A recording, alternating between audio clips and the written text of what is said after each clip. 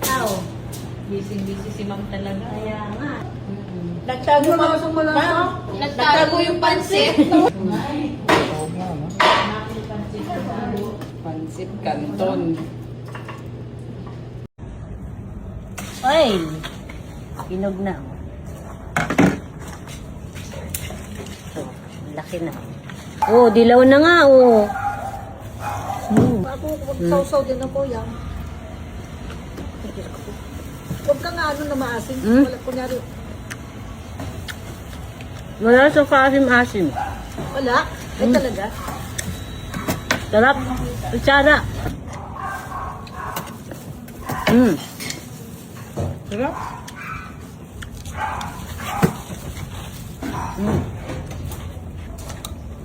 Sarap.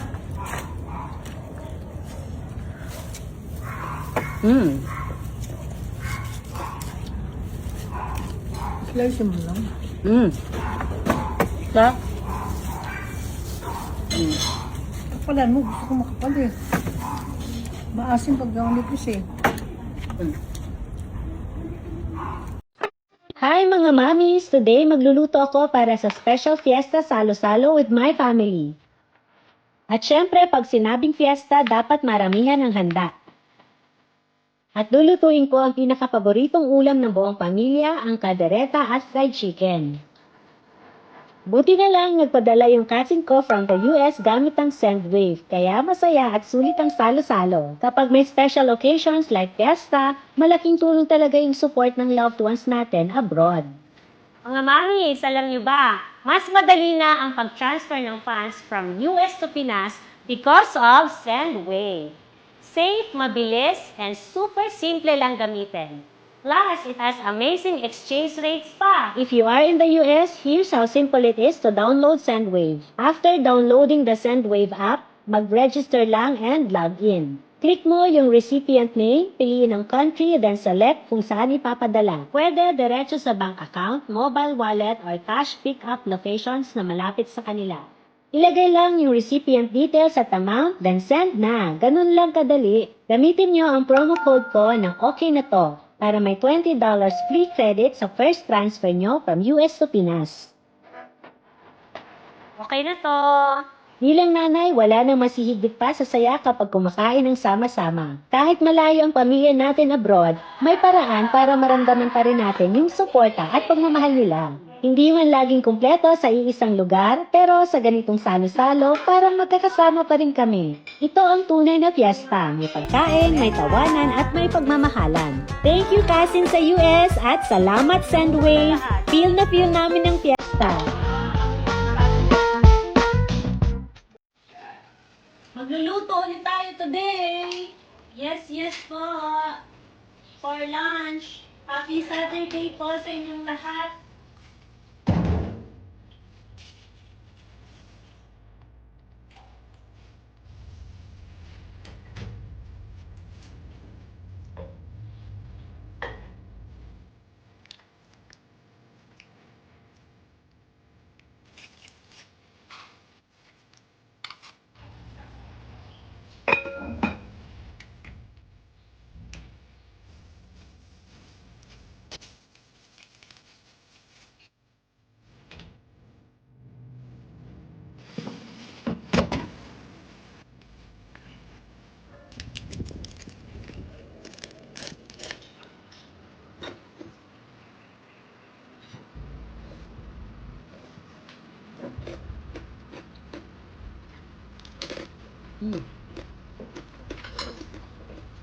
Ano to?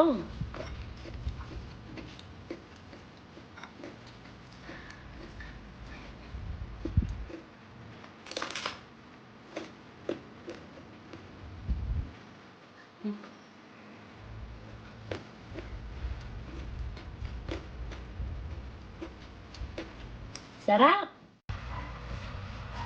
Ma, pakikuha mo yung almeres.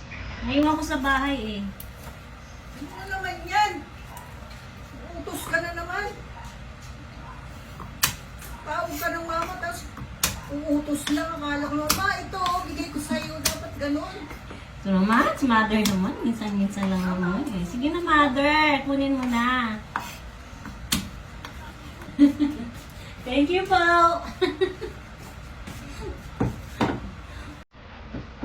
Masungit. Masungit talaga yung mga ganito.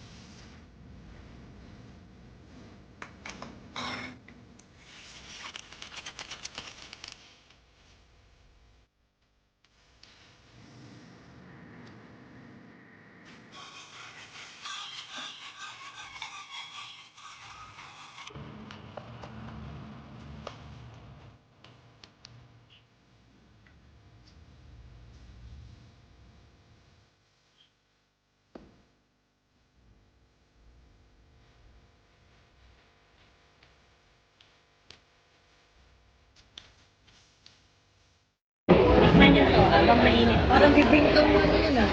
Parang ganito. Bibingkang pinabutan. Parang kainin spring. Bakit? Hindi ka matulog? Nagtakatulog eh. Sarap nito. Matulog ka White na ice eh. mocha. Mahal yan. Mary Grace. Mahal din. Isang slice na 500. Nakakain niya ng 500 na cake. Wala ka na. Isang ganyan 500. Pwede na. Isang Mary Grace na cake. Tabuo.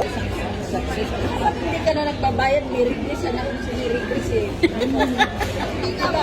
Sabi ko nga, 500. Ikaw ang halimbawa, pakainin kita, hindi kita sabihin ng halaga ako. Kinain kita yung 500. Ay, salamat ng 500. Susunod ko yun. Sayang.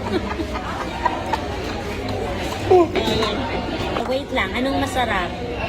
Etong Starbucks na coffee o yung 3-in-1 na coffee na iniinom nyo? May 3-in-1 na creamy latte. Lati? Creamy latte. Ay, malati? Ano pa ito? Yan na naman tayo sa price eh. May tatlo pa akong 3-in-1 sa bahay. Tatlong baso na yun. Ito ako nakahihin ng tubig na mainit. Alam ko, nagbibigay ng tubig na mainit sa bar. Saan mo ilalagay yung tissue?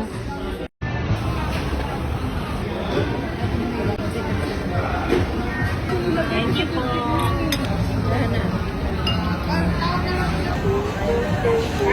Ayan, dami nyo ng bowl. Alam mo ito? Alam mo ito?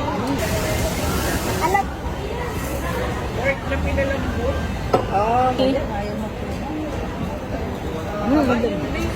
Ang lambot? bakit? Ano yan?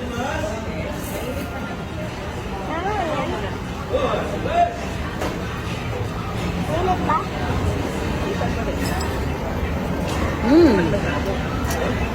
Lambot? gawa na pasta mo ito. Minsan hindi. Minsan nagtatrabaho. Pizza. Lang to, para hindi na ano. Hawakan na. Ito masarap doon. Pinyor ko. Nandun kami kagabi. Nagtakatulog eh. Isang mas tayo. Nanay, gusto niyo yan lipstick? Oo, pero magkano? Yan na lang regalo ko sa inyo. Mura naman yung malawa ng regalo sa May regalo, 195.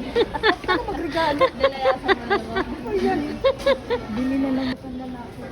Kilala ko yung bag mo, mother. Wala naman. Kaninong bag yan? Kaninong bag yan? Lagot ka kay Auntie Alice. Ikaw ang gumagamit.